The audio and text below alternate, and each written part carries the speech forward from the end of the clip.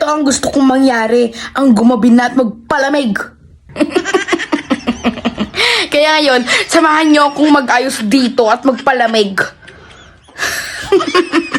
Siyempre, tatabihin natin ang nagligtas sa atin sa buong araw. Ang electric fan, siyempre, mawawala ba yan? Hindi. Kasi ngayon, sobrang init, diba?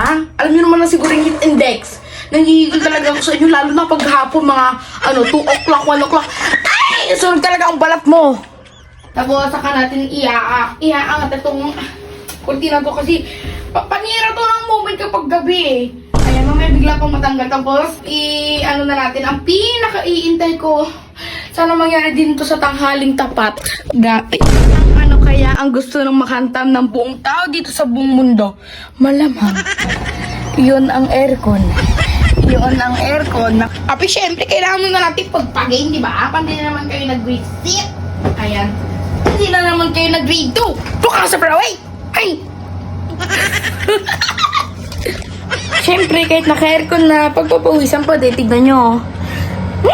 Isak sumukang to eh. Siyempre, magpag-good boy naman tayo ngayon, di ba? Ayusin naman natin ito pagkatuganto, di ba? Hindi naman kayo nag-grade 1. Ayusin mo kayo ang ano nyo? Pwede na ako kayo nag-isip. Tuka nga. Sarap ng aircon dito pala. Pwede nga dito ako sa baba nakahiga kasi nga, buti di ako nakatulog. Dito ako sa gilid, harap ako ng aircon kasi pawisin talaga akong tao. Ayan. Okay lang naman na magkumot, basta malamig yung paligid, di ba? Buka nga. Ayan. Tapos syempre, meron akong niyayakap sa gabi. Buka nga. Ayan. Tapos sabay magpa-aircon ka dun. Dun ka nga. Titiisin ko na ang lamig ngayon. Kasi bukas, meron na naman tayong pagsubok na tatahakin. Ay. Aminin nyo, ngayong summer, lahat ng tao gusto makantam ng aircon. Ay, pasalamat na nga lang. Ikaw talagang bumubuhay sa amin sa gabi. Alam nyo, kapag kasi naka-electric pan lang kami sa gabi, baka mag-agawan pa kami, di ba? Ayan, John Lloyd, enjoyin mo lang ang lamig kasi bukas Friday. Anong gagawin pag Friday? School na naman, gising na naman ang maaga. Tapos kapag tanghali or mga 11:30, uwian na ang init sa labas. Wala akong matok. Uy, dun ka nga.